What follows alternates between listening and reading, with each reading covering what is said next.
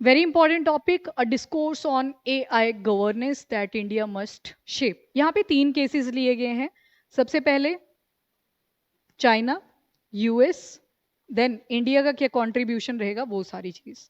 तो science and technology GS paper 3 emerging technology करके एक टॉपिक आता है, जिसका एक पार्ट आर्टिफिशियल इंटेलिजेंस भी है। अच्छा, मुझे पहले ये बताना है, ये टर्म्स आपने सुनी है या नहीं? मशीन लर्निंग सुना है? सुनी है मशीन लर्निंग, एटलीस्ट सुनी हो। ठीक है। Data learning, data science. तो एक चेन सी याद कर लो छोटी सी। सबसे टॉप पे आता है आपका आर्टिफिशियल इंटेलिजेंस। इसी का एक सबसेट आता है, that is machine learning. Machine learning में क्या किया जाता है, जितना भी डाटा होता है, आपकी एल्गोरिदम्स होती हैं, उसको कनेक्ट करके कैसे हम ह्यूमन इंटेलिजेंस मशीन्स के अंदर इंट्रोड्यूस कर सकते हैं, वो सारे मेथड्स लगते हैं। देन कोई बीटेक का होगा, वो और अच्छे से एक्सप्लेन कर सकता है। मशीन लर्निंग का एक छोटा सा सबसेट है, दैट इज डेटा लर्निंग। ठीक है, ये कभी क्वेश्चन पूछ लिया जाए कौन किसका सबसेट है, आ जाते हैं प्रीलिम्स में क्वेश्चन। तो सबसे पहले एआई आएगा आपका, then machine learning, then there is data learning. ठीक है, सबसेट्स हैं ये। अब टॉपिक देख लेते हैं। नाउ एक समिट होने वाला है जिसका नाम है समिट ऑफ द फ्यूचर। और फ्यूचर जब भी हम देखते हैं, हमें कहीं ना कहीं आर्टिफिशियल इंटेलिजेंस दिखाई देती है। देन रोबोट्स दिख रहे होते हैं जो प्रॉपरली चल रहे हैं या कोई तबाही कर रहे हैं, या कुछ हॉस्पिटल्स में भी दिखाई देते होंगे किसी को जो ज़्यादा ऑप्टिमिस्टिक है। तो एक समिट ऑफ फ्यूचर होने वाला है सितंबर 22 से 23 तक, 2024 इसी साल होगा। एंड यहाँ पे मेन फोकस किया जाएगा डिजिटल चीज़ों पे, और डिजिटल के अंदर भी आ जाए तो आर्टिफिशियल इंटेलिजेंस के ऊपर।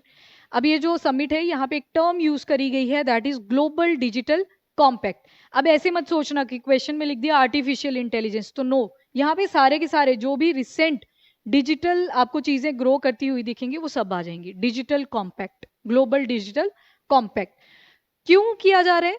तो एक तो डिजिटल डिवाइड जो बन गया है, दो दर्रे बनते हैं हमेशा, एक होता है पुअर, एक होता है रिच। जैसे कोविड 19 का एग्जाम्पल ले लो। कोविड 19 में क्या हुआ, लॉकडाउन लग गया एंड बच्चे स्कूल नहीं जा पाए। अब जो तो ठीक है, मिडल भी इसी तरफ हम कंसीडर कर लेंगे फॉर नाउ, क्योंकि उनके पास अवेलेबिलिटी थी, फोन वगैरह की, इंटरनेट वगैरह की वो अवेलेबिलिटी थी। पर ये जो पुअर थे, आपने सुना होगा बहुत सारे केसेस आए कि अपने जो डोमेस्टिकेटिंग एनिमल्स थे उनको बेचना पड़ा फोन परचेज करने के लिए, इंटरनेट का रिचार्ज करवाने के लिए। तो यहाँ पे हम देखते हैं एक डिजिटल डिवाइड आ गया था उस टाइम पे। इसी को ही तो बोलते हैं डिजिटल डिवाइड, कि जो डिजिटल अप्लाइंसेस हैं, इंटरनेट एंड ऑल, ये सारी चीज़ें हैं, वो एक तरफ तो अवेलेबल हैं, पर एक इम्पॉर्टेंट हिस्सा हमारी पॉपुलेशन का वो उसको नहीं पा पाता। 3 A's आपने पढ़े हैं, उनको आप यहाँ पे भी मेंशन कर सकते हो। ठीक है, 3 A's, डिजिटल डिवाइड को कंपनसेट करना। देन एजेंडा 2030 दोबारा से आ गया। सो यू कैन सी कितना इंपॉर्टेंट है ये आपके लिए। तो एक डिजिटल एनवायरनमेंट में आप देखते हो साइबर प्रॉब्लम्स आ जाते हैं, साइबर थ्रेट्स आपने सुने होंगे, साइबर बुलिंग आपने सुनी होगी। तो यहाँ पे बोला गया है कि जितने भी डिजिटल आपके एडवाइसेस बोल रही हूँ, डिवाइसेस हैं, उनको सिक्योर तरीके से और इंक्लूसिव तरीके से यूज करना। दोबारा से टर्म आ गई इंक्लूसिव। जैसे बुलिंग वगैरह हो जाती है, कई बार अकाउंट्स हैक कर लिए जाते हैं, फीमेल्स की गलत पिक्चर्स अपलोड कर दी जाती हैं। तो सिक्योर और इंक्लूसिव तरीके से इन डिजिटल चीज़ों को यूज़ करना। तो इन पे मेन फोकस रहेगा। 3 चीज़ें आ गई आपकी। नंबर 1 इज डिजिटल डिवाइड जो हो रखा है उसको एड्रेस करना। सेकंड इज एजेंडा 2030 यानी कि आपके sustainable development goals. And third आ जाएगा कि सिक्योर और इंक्लूसिव तरीके से इन डिजिटल अप्लाइंसेस को यूज़ करना। ठीक है, ये तो ऑब्जेक्टिव्स आ गए इसके। और जो मेन फोकस रहेगा वो रहेगा आर्टिफिशियल इंटेलिजेंस, क्योंकि यूएस और चाइना ने अपना रेजोल्यूशन बताया है कि वो क्या फोकस करेंगे, आर्टिफिशियल इंटेलिजेंस। फिर इंडिया का क्या कंट्रीब्यूशन रहेगा, उसके बारे में हम स्टडी करेंगे। तो उससे पहले तो जैसे कि डिजिटल टेक्नोलॉजी इंक्रीज हो रही है हमारी डे टू डे लाइफ में, डेली यूज हो रही है। तो यहाँ पे बोला गया है इंडिया को भी आगे आना पड़ेगा as a leader artificial governance better way से करने के लिए। नाउ केसेस देख लेते हैं। पहले आर्टिफिशियल इंटेलिजेंस देख लो क्या होती है। तो आर्टिफिशियल इंटेलिजेंस को अगर बिल्कुल लेमन शब्दों में देखें, तो ऐसी इंटेलिजेंस जो मशीन्स के पास आ जाती है। कंसीडर एक तरफ ह्यूमन बीइंग स्टैंड है, एक तरफ रोबोट है। अब रोबोट के पास भी वैसी इंटेलिजेंस आ रही है, तो that is artificial intelligence. Again वो आपका याद रखना है आपने, आर्टिफिशियल इंटेलिजेंस का subset is machine learning, and machine learning का डेटा लर्निंग। आपके हरियाणा में एक सबसेट पूछा गया था, तो याद रखना इसको, इंपॉर्टेंट है। एंड कंप्यूटर साइंस की ही एक ब्रांच है जिसमें डेटा, एल्गोरिदम्स, वो आपने लैंग्वेजेस पढ़ी होंगी, सीएससी वाला तो नहीं है कोई, आईटी सेक्टर वाला नहीं, तो वो चलो वो सारी लैंग्वेजेस का यूज करके आपकी आ जाती है आर्टिफिशियल इंटेलिजेंस। आजकल आप चैट जीपीटी, जेमिनी, और एक नया आ रहा है, क्या क्या, हाँ व्हाट्सएप वाला आ गया, क्या बोलते हैं उसको, मेटा एआई। तो बड़ी सारी एआई ऑलरेडी आ रखी हैं और बहुत हेल्पफुल भी हैं if compare to human beings. तो ठीक है, यहाँ पे एक कंसर्न हमेशा ही रहेगा, वो है एम्प्लॉयमेंट, बोल सकते हैं। पर हुआ ये था, जैसे आपका टर्शरी सेक्टर आप सुनते हो कि हमने, इंडिया ने क्या किया था, प्राइमरी से डायरेक्टली जंप किया था टर्शरी के ऊपर। बोला तो उस टाइम भी गया था कि बहुत सारी जॉब्स का लॉस होगा, पर जिन्होंने स्किल टाइम टू टाइम सीखते गए, वहां पे जॉब जनरेशन भी ज्यादा हुआ था।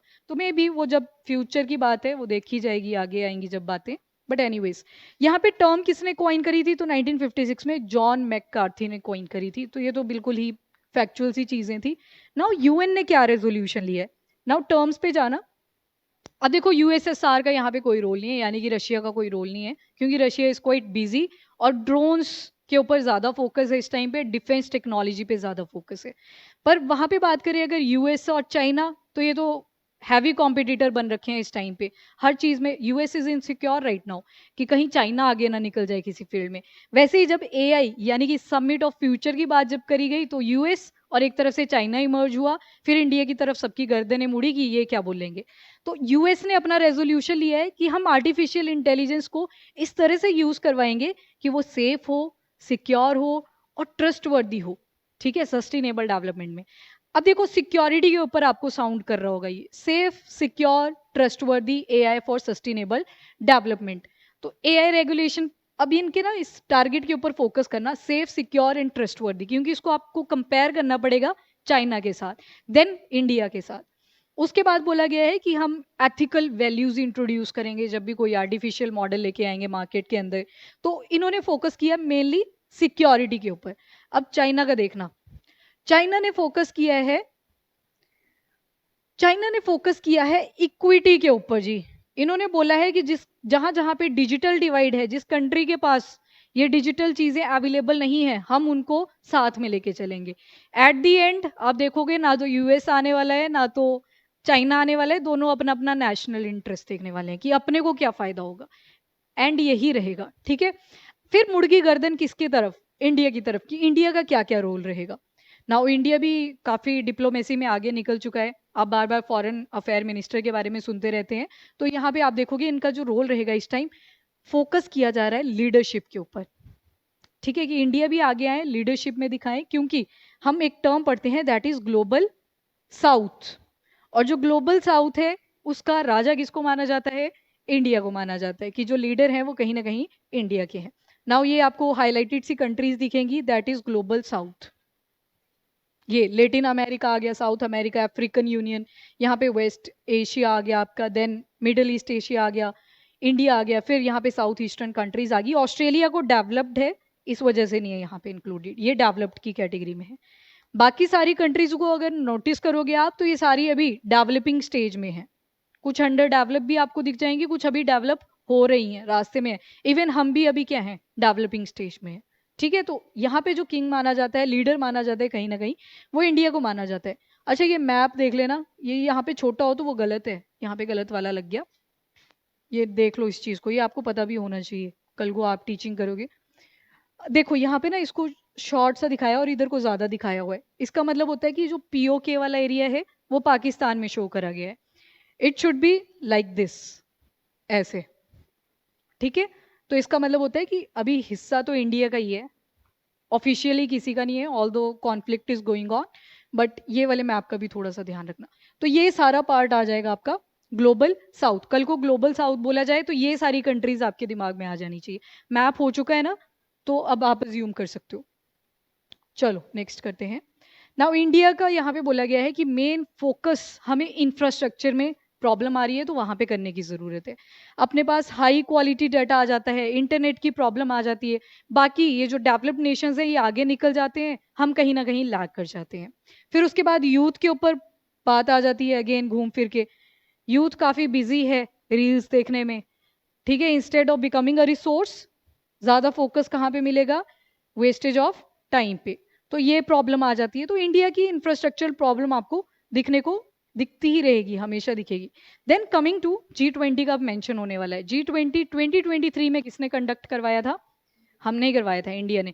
और थीम क्या था, वसुदेव कुटुंबकम, जिसका मतलब होता है whole world is family, is one family. ठीक है, दैट इज वसुदेव कुटुंबकम। कौन से उपनिषद से उठाया गया है वसुदेव कुटुंबकम, ये क्वेश्चन आएगा अगले साल। अभी रिसेंट था ना, तो किसी ने नहीं पूछा किसी भी एग्जाम में। आई थिंक अलाइड में था कुछ इससे रिलेटेड, थीम ही थी। हाँ बस ठीक है, G20 का पूछा हुआ था। बताओ जी, कौन से उपनिषद से उठाया गया है वो वसुदेव कुटुंबकम। महा उपनिषद, नोट कर लो इसको, अभी जब पढ़ रहे हो तो देख ही लो। महा उपनिषद, वसुदेव कुटुंबकम, 2023 का इंडिया ने कंडक्ट करवाया था। अब यहाँ पे छोटा सा एक कंपैरिजन करा गया है। आपने G8 कंट्रीज के बारे में सुना होगा एक जमाने में, पर 2014 में स्टोरी चेंज होगी। क्यों, रशिया ने क्या किया, क्रीमिया को एनेक्स कर लिया। जैसे अभी लड़ रहे हैं ना यूक्रेन के साथ, तो यूक्रेनियन टेरिटरी थी क्रीमिया, उसको एनेक्स कर लिया। तो ये वायलेशन हुई कहीं ना कहीं, तो रशिया को बाहर निकाल दिया गया 2014 में। उसके बाद आपके पास टोटल कंट्रीज रह जाती हैं ये 7, G7, ग्लोबल 7। इसमें आपका Canada, France, Germany, Italy, Japan, UK, US कहीं ना कहीं डेवलप्ड दिख रहे हैं आपको। ये G7 आ गए। फिर उसके बाद आ गया G20। G20 में आपके पास 19 कंट्रीज +1 यूरोपियन यूनियन। एंड 2023 में क्या खास बात हुई थी, एडिशन ऑफ अफ्रीकन यूनियन। ठीक है, ये हुआ 2023 के अंदर। अभी ऑफिशियली आप जब भी देखोगे तो G20 ही लिखा होगा, क्योंकि जब अगला समिट होगा G20 का, कहाँ पे होगा लोकेशन, ब्राजील। तो जब वहां पे होगा तो मे बी G21 लिख दिया जाएगा। तो जब ऑफिशियली वहां पे यूज होंगी टर्म्स तभी हम भी बोलेंगे, अभी तो G20 बोल रहे हैं। अब यहाँ पे बोला गया कि इंडिया ने G20 जब कंडक्ट करवाया, तो हमने ना सिर्फ डेवलप पे फोकस किया, हमने अंडर डेवलपिंग पे भी फोकस किया बाय एडिंग अफ्रीकन यूनियन। तो इक्विटी मॉडल कौन अच्छे से दिखा रहा है, इंडिया। बोलने की बात नहीं है, हमने करके दिखाया। तो ये तो हमारी पॉजिटिव चीज आ गई। उसके अलावा हमने बोला था कि पंचप्रण ऑफ अमृतकाल 2022 में रेड फोर्ट से जब स्पीच दी थी पीएम जी ने, तो ये सारी चीजें मेंशन करी थी। फर्स्ट प्रण है विकसित Bharat, that is develop nation बनना है, और ये इंक्लूसिव है, ना सिर्फ इकोनॉमी, सारी चीजें आएंगी इसमें। तो डेवलप्ड इंडिया। सेकंड है remove any trace of colonial mindset. एक एग्जांपल दे दो। यस, आईपीसी को हमने चेंज किया अभी रिसेंटली, भारतीय न्याय संहिता। इवन सेक्शंस भी बहुत सारे चेंज किए, बहुत सारी और भी मॉडिफिकेशंस करी है इंटरनली। अगर देखोगे प्रोविजंस डिफरेंट मिलेंगे। तो कॉलोनियल जो माइंडसेट था कि ऐसे याद ना रहे हम कि ब्रिटिशर्स के अंडर थे, तो रिमूव करी जा रही हैं चीजें। फिर आप देखते हो जगहों के नाम बदले जाते हैं जहाँ पे ब्रिटिश साउंड होती है। तो यहाँ पे बोला गया एंड ऑफ या फिर remove any trace of colonial mindset. Third प्रण क्या था, थर्ड प्लेज क्या थी, तो जो भी हमारी रूट्स हैं उसके प्राउड, और दूसरा कि कभी भी अपनी रूट्स ना भूलें। तो ये थोड़ा सा एथिक्स ओरिएंटेड आ जाएगा। देन फोर्थ प्रण यानी कि फोर्थ प्लेज है आपकी यूनिटी, जो कि आप बार बार पढ़ते भी रहते हो।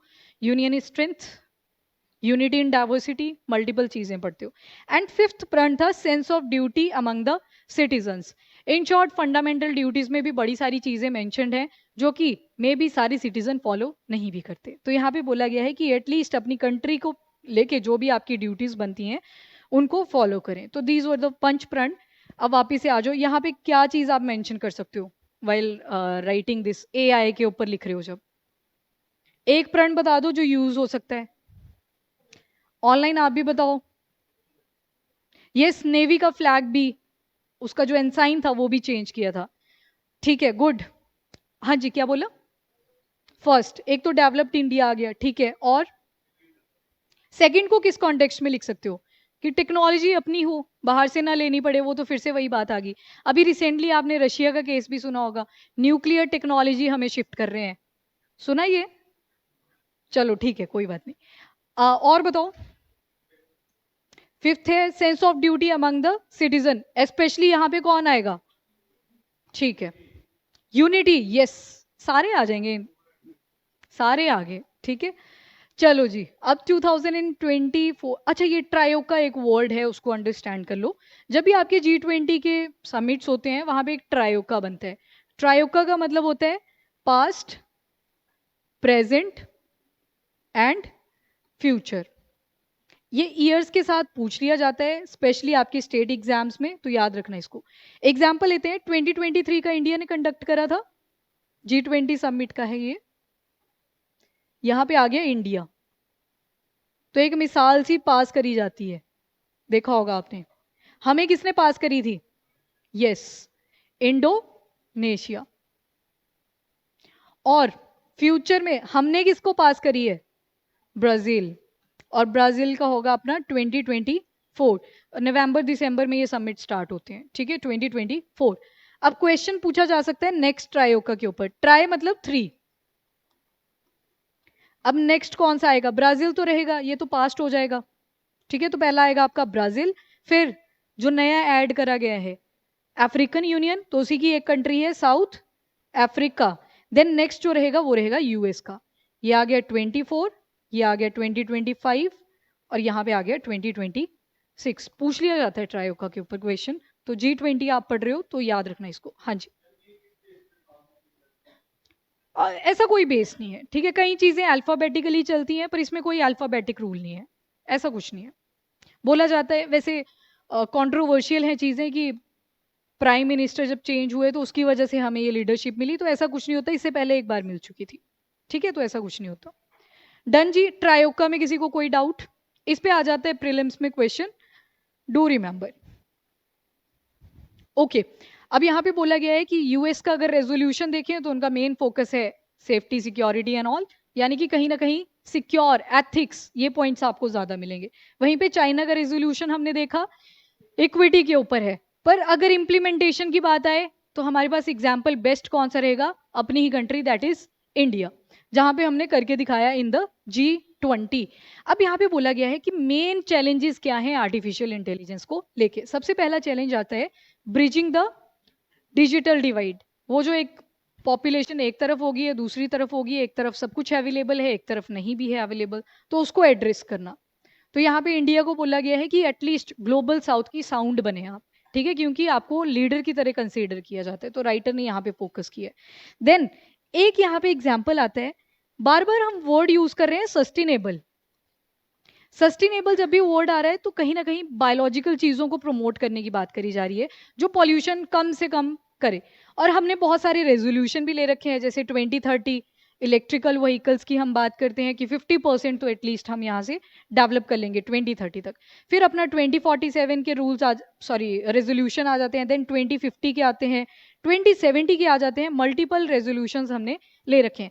फिर यहाँ पे बोल दिया जाता है कई बार कि इंडिया कोल के ऊपर ज्यादा डिपेंडेंट है। फिर बात आती है इंडस्ट्रियल रेवोल्यूशन की, कि ये खुद तो डेवलप हो गए टाइम, ज्यादा पॉल्यूशन जो कॉज करा है वो इन्होंने करा है, जो अभी इस टाइम पे खुद को डेवलप बोलते हैं और बोल रहे हैं कि ग्रीन इकोनॉमी पे फोकस करो।